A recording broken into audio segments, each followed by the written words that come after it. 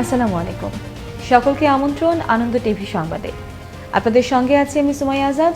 শুনছিলেন সংবাদ শিরোনাম, এবারে বিস্তারিত। ক্রমেই ভয়ঙ্কর হয়ে উঠছে দেশের করোনা পরিস্থিতি।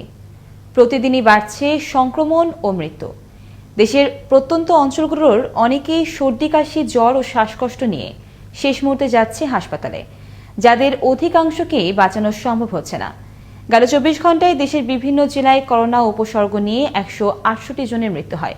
সোমবার বিভিন্ন জেলার সিভিল সার্জনরা এই তথ্য নিশ্চিত করেন। কঠোর লকডাউনের চতুর্থ দিনে রাজধানীর সড়কে বেড়েছে গাড়ির চাপ। তবে সোমবার সকাল থেকে রাজধানীর গুরুত্বপূর্ণ সড়কে অব্যাহত থাকে পুলিশি চেকপোস্টের তদারকি অভিযান। অকারণে বের হওয়াদের করা হচ্ছে জরিমানা, দেয়া হচ্ছে মামলাও। পুলিশ বলছে আর্থিক প্রতিষ্ঠান খোলা থাকায় সড়কে বাড়ছে গাড়ির সংখ্যা।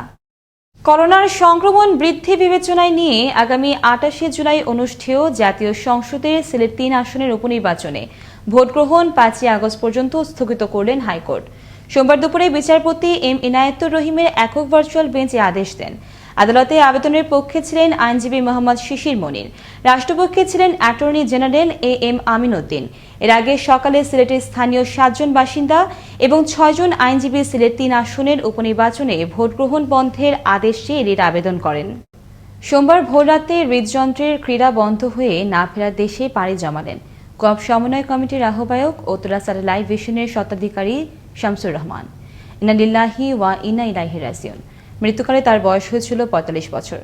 উত্তরা স্যাটেলাইট ভিশনের স্বত্বাধিকারীর মৃত্যুতে তার বিদেহী আত্মার মাগফিরাত কামনা ও তার শোক সন্তপ্ত পরিবারের প্রতি গভীর সমবেদনা প্রকাশ করেন আনন্দ টিভির ব্যবস্থাপনা পরিচালক হাসান তৌফিক আব্বাস। পাশাপাশি শোক প্রকাশ করেন তার দীর্ঘদিনের সহকর্মীবৃন্দ। সারাটি জীবন সে এই কেবল অপারেটরের জন্য টেকনাফ থেকে তেঁতুলিয়া পর্যন্ত সে কেবল অপারেটরদের জন্য কাজ করে গেছে। কেবল ব্যবসায়ীদের পক্ষে সবসময় ন্যায্য কথাগুলি বলার চেষ্টা করেছেন। কেবল ব্যবসায়ীদের ন্যায্য দাবিগুলো সবসময় সে আদায় করার চেষ্টা করেছিলেন। উনি সবসময় বাংলাদেশের চ্যানেলগুলোকে কলকাতা বা ইন্ডিয়া দেখার জন্য অনেক আন্দোলন করছে। আমরা আমাদের পরিবারের লোক হিসাবে গত 20 বছর তাদের সাথে আমাদের সাথে একসাথে আমরা ছিলাম। আমি আমার নিজের পরিবারের লোককে হারিয়ে ফেলেছি। গোপন সংবাদের ভিত্তিতে সোমবার সকালে নড়াইল সদরের আউরিয়া ইউনিয়ন থেকে 1 কেজি 500 গ্রাম গাঁজা সহ সেরিকুল ইসলাম নামের এক মাদক কারবারিকে আটক করে গোয়েন্দা পুলিশ। এ সময় তার কাছ থেকে একটি মোটরসাইকেলও জব্দ করা হয়। আটক মাদক ব্যবসায়ীকে মাদকদ্রব্য নিয়ন্ত্রণ আইনে মামলা দিয়ে সদর থানায় হস্তান্তর করা হয়। নাটোরে গেল 24 ঘন্টায় করোনা ও করোনার উপসর্গ নিয়ে মৃত্যু হল 5 জনের। একই সময় নতুন করে করোনা শনাক্ত হয় 141 জনের শরীরে। জেলাটিতে সংক্রমণের হার 25.17%।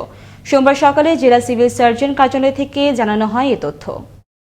কঠোর লকডাউন উপেক্ষা করে টাঙ্গাইলের নাগরপুরে ঈদের দিন থেকে প্রতিদিন সন্ধ্যা পর্যন্ত উপজেলার উপেন্দ্রদিঘি এবং কেদারপুরের ধলেশ্বরী নদীর পাড়ে স্বাস্থ্যবিধির তোয়াক্কা না করে ভিড় জমায় বিনোদন প্রেমীরা। প্রশাসনের তদারকি না থাকায় অবস্থার সৃষ্টি হয়েছে বলে মনে করেন সচেতন মহল। পরিস্থিতি অবনতি হওয়ার আগে এই বিষয়ে ব্যবস্থা নিতে সংশ্লিষ্ট কর্তৃপক্ষের দৃষ্টি আকর্ষণ করেন স্থানীয়রা। দেখছেন আনন্দ টিভি সংবাদ, সঙ্গে আছে সুমাইয়া আজাদ। গোপন সংবাদের ভিত্তিতে রোববার বিকেলে ময়মনসিংহের শ্যামগঞ্জ বাজারে অভিযান চালিয়ে 3,20,000 শলাকা নকল ব্যানরোল যুক্ত বিড়িসহ হান্নান নামের এক ব্যক্তিকে আটক করে র্যাব 14। আটক ব্যবসায়ী দীর্ঘদিন ধরে রাজস্ব ফাঁকি দিয়ে অবৈধভাবে ব্যানরোল যুক্ত বিড়ি তৈরি এবং বিক্রি করে আসছিল। সোমবার সকালে এক প্রেস বিজ্ঞপ্তিতে এ তথ্য জানান র্যাব 14 মেজর শিশির আহমেদ। বগুড়ার শেরপুরের বাংলা গ্রামের একটি নার্সারি থেকে খলিলুর রহমান নামের এক যুবকের লাশ উদ্ধার করে পুলিশ। সোমবার সকালে ওই নার্সারিতে খলিলের লাশ দেখতে পেয়ে পুলিশকে খবর দেয় এলাকাবাসী। পরে পুলিশ এসে ঘটনাস্থল থেকে লাশটি উদ্ধার করে হাসপাতালে মর্গে পাঠায়। ঘটনার সত্যতা নিশ্চিত করেন শেরপুর থানার ভারপ্রাপ্ত কর্মকর্তা শহীদুল ইসলাম। সোমবার সকালে চুয়াডাঙ্গার আলমডাঙ্গার আঞ্চলিক মহাসড়কের বন্ডবিল রেলগেটের সামনে একটি বেপরোয়া গতির ট্রাকের ধাক্কায় মৃত্যু হল তরিকুল ইসলাম নামের এক মোটরযান চালকের। খবর পেয়ে লাশটি উদ্ধার করে হাসপাতালে মর্গে পাঠায় পুলিশ। এই ঘটনায় ট্রাকটিকে আটক করা সম্ভব হয়নি। ঘটনার সত্যতা নিশ্চিত করেন আলমডাঙ্গা থানার ভারপ্রাপ্ত কর্মকর্তা আলমগীর কবির। গেল রাতে ঝিনাইদহের শৈলকুপা থেকে মনোহরপুর ইউনিয়নের চেয়ারম্যান মোস্তফা আরিফের সমর্থক উকিল মৃধা মোটরসাইকেল যোগে বাড়ি ফেরার পথে উত্তরপাড়ায় পৌঁছালে একই ইউনিয়নের বকুল হোসেনের সমর্থকরা ধারালো অস্ত্র দিয়ে উকিল মৃধাকে কুপিয়ে ক্ষতবিক্ষত করে পালিয়ে যায়।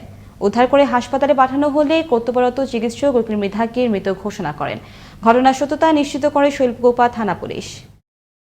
ময়মনসিংহের ধোবাউড়া স্বাস্থ্য কমপ্লেক্সে ডেলিভারি রোগীর মৃত নবজাতক সন্তানকে আটকে রেখে টাকা আদায় করেন কর্তব্যরত সেবিকা শরীফা খাতুন।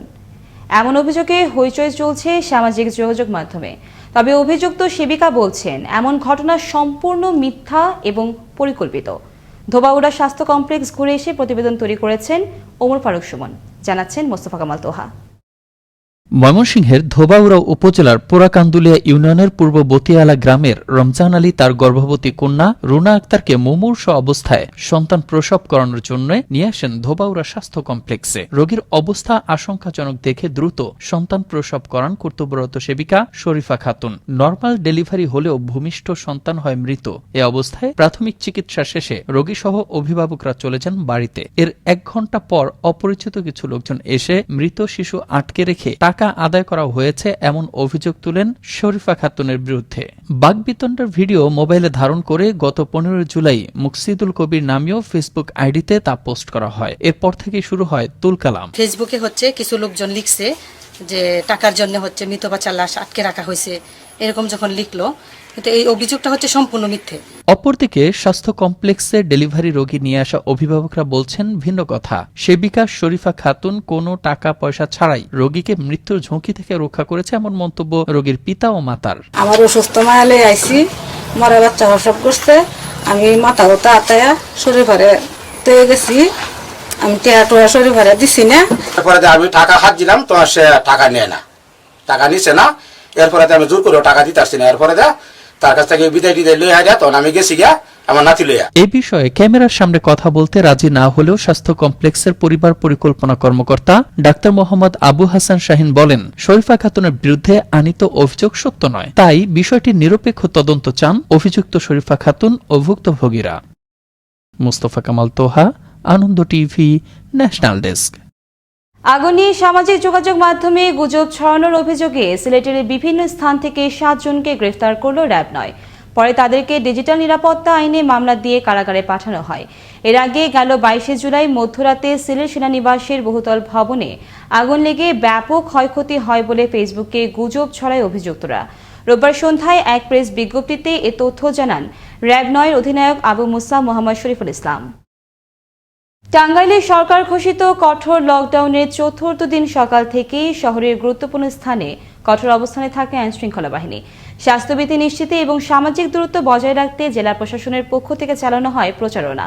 এ সময় লকডাউন অমান্য করায় দোকান মালিক ও বিভিন্ন ব্যক্তিকে আর্থিক জরিমানা প্রদান করে জেলা প্রশাসনের ভ্রাম্যমাণ আদালত। এই ছিল এখনকার মতো। আনন্দ টিভির সংবাদ দেখুন প্রতিদিন বিকেল ৫টা ৩০ এবং রাত ৯টা ৩০।